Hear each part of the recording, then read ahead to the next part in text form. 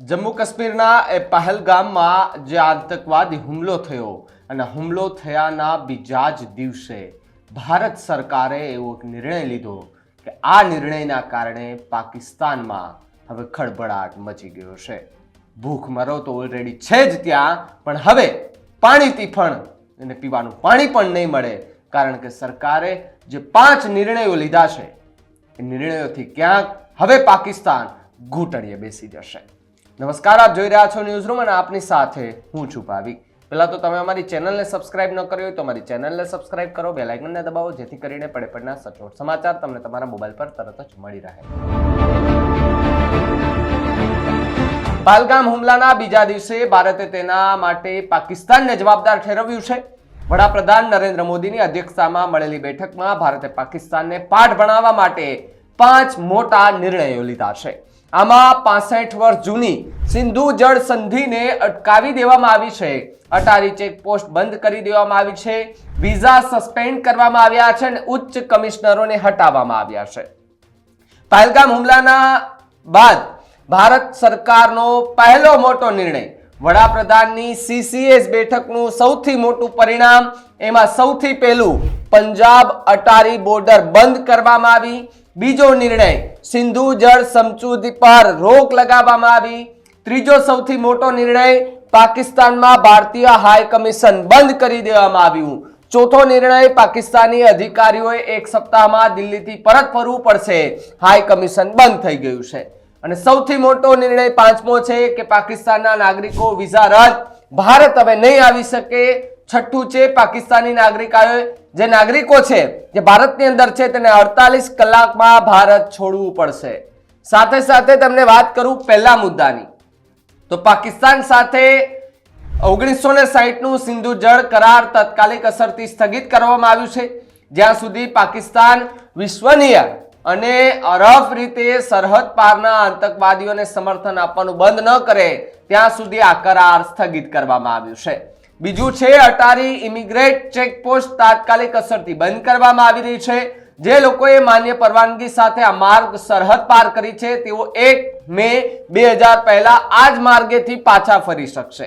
ત્રીજું છે, પાકિસ્તાની નાગરિકોએ સાર્ક વિઝા મુક્તિ યોજના એટલે કે SVES એ હેઠળ ભારતની મુસાફરી કરવાની મંજૂરી આપવામાં આવશે નહીં. અગાઉ જારી કરાયેલા SVES વિઝા સામાન્ય ગણવામાં આવતા હતા. SVES વિઝા પર હાલમાં ભારતમાં રહેલા પાકિસ્તાનીઓ નાગરિકોની 48 કલાકની અંદર દેશ છોડી દેવો પડશે. સાથે જ નવી દિલ્હીમાં પાકિસ્તાન હાઈ કમિશનના સંરક્ષણ, લશ્કરી, નૌકાદળ અને વાયુસેનાના સલાહકારોને પર્સોના નોન ગ્રેટા જાહેર કરવામાં આવ્યા છે. તેમને ભારત છોડવા માટે 7 દિવસનો સમય આપવામાં આવ્યો છે. ભારત ઇસ્લામાબાદ સ્થિત ભારતીય હાઈ કમિશનની તેના સાથે સંરક્ષણ, નૌકાદળ અને વાયુસેના સલાહકારોને પાછા ખેંચી રહ્યું છે. સંબંધિત હાઈ કમિશનના જગ્યાઓ નાબૂદ ગણવામાં આવશે. પણ કહેવાય છે ને કે ભારતના ડરથી કગર્યા છે આતંકવાદી. લશ્કરે તૈયબના ડેપ્યુટી ચીફ સૈફુલ્લાહ કસૂરીએ પહેલગામ હુમલામાં અમારી ભૂમિકા નથી તેવી પ્રતિક્રિયા આપી. આ આતંકવાદીનું કહેવું છે કે કોઈ પાકિસ્તાનમાં શાંતિ ભંગ કરવાનો પ્રયત્ન કરી રહ્યું છે.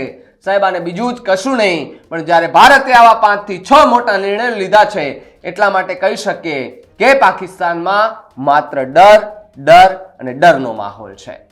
ભારત સરકારે પાકિસ્તાનના સરકારી એક્સ એટલે કે Twitter platform, social media X platform એકાઉન્ટને પણ બ્લોક કરી દેવામાં આવ્યું છે. વર્ષ 1960માં જવાહરલાલ નહેરુએ સિંધુ જળ સંધિ પર હસ્તાક્ષર કર્યા હતા. આ કરાર અનુસાર પહેલું, પશ્ચિમી નદીઓ પાકિસ્તાનને ફાળવેલ છે, જેમાં સિંધુ, ઝેલમ અને ચિનાબ. બીજું છે, પૂર્વ નદીઓમાં ભારતને ફાળવેલ છે, જેમાં રાવી, બિયાસ અને સતલુજ. પાણીની વહેંચણી કે જે પાકિસ્તાનને કુલ પાણીમાંથી 80% પાણી મળે છે, જ્યારે ભારતને લગભગ 20% હિસ્સો મળે છે, મોટા ભાગે પૂર્વ નદીઓમાંથી.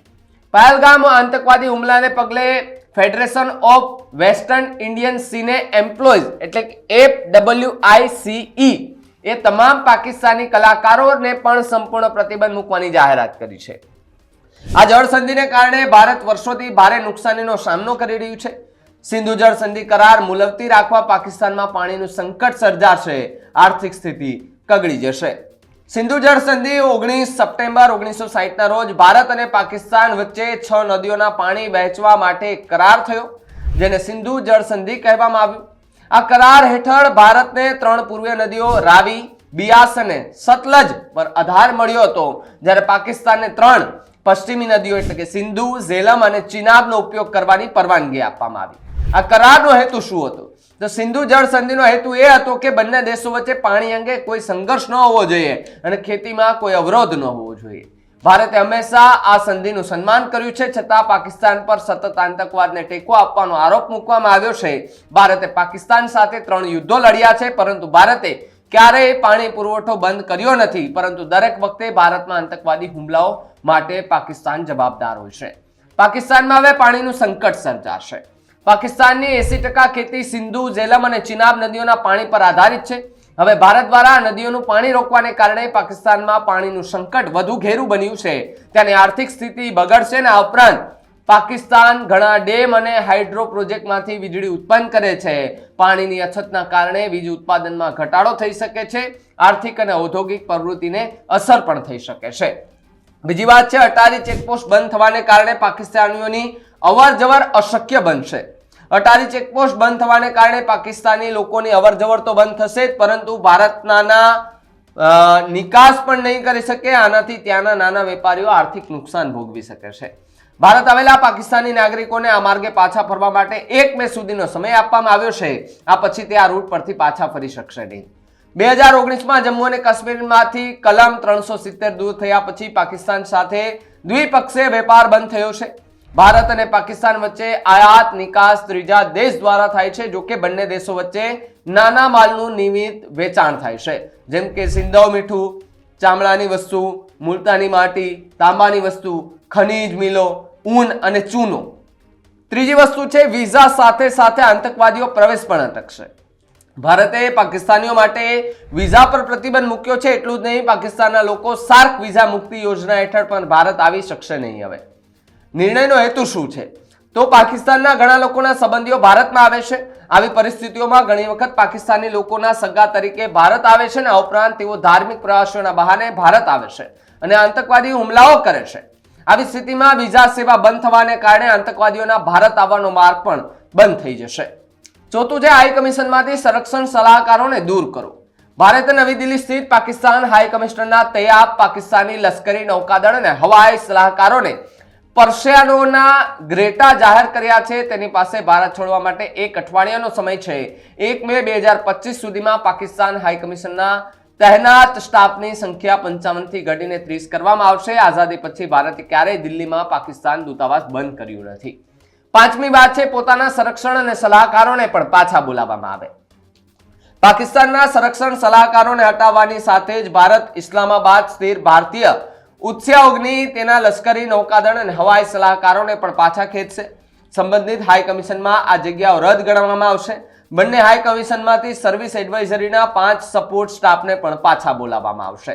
આ 2 નિર્ણયોની અસર લશ્કરી રાજદ્વારી વાતચીત સ્થગિત, પાકિસ્તાની સંરક્ષણ સલાહકારોના ભારત પાછા ફરવાથી બંને દેશો વચ્ચે લશ્કરી સ્તરની વાટાઘાટો અને સંપર્કો સંપૂર્ણપણે બંધ થઈ જશે. હાઈ કમિશનનો પ્રભાવ ઘટશે. સ્ટાફની સંખ્યા 55 થી ઘટીને 30 કરવાની પાકિસ્તાન હાઈ કમિશનની કાર્યક્ષમતા અને ભારતમાં તેની રાજદ્વારી હાજરી મર્યાદિત થશે. આજે કેન્દ્રીય સરકારે સાંજે 6 વાગે દિલ્હી સંસદ ભવનમાં સર્વદળીય બેઠક બોલાવી છે. સૂત્રો પાસેથી મળતી માહિતી છે કે વડાપ્રધાન નરેન્દ્ર મોદી આ બેઠકમાં હાજર નથી રહેવાના. હવે આ બેઠકમાં શું મોટા નિર્ણય લેવામાં આવે છે એને લઈને તમારું શું કહેવું છે? ને ખાસ કરીને પાકિસ્તાનની અંદર જે હવે જળ સંકટ યોજાવા જઈ રહ્યું છે તેને લઈને શું કહેવું છે? કમેન્ટ કરીને ખાસ જણાવજો. જોતા રહેજો ન્યૂઝ રૂમ. નમસ્કાર.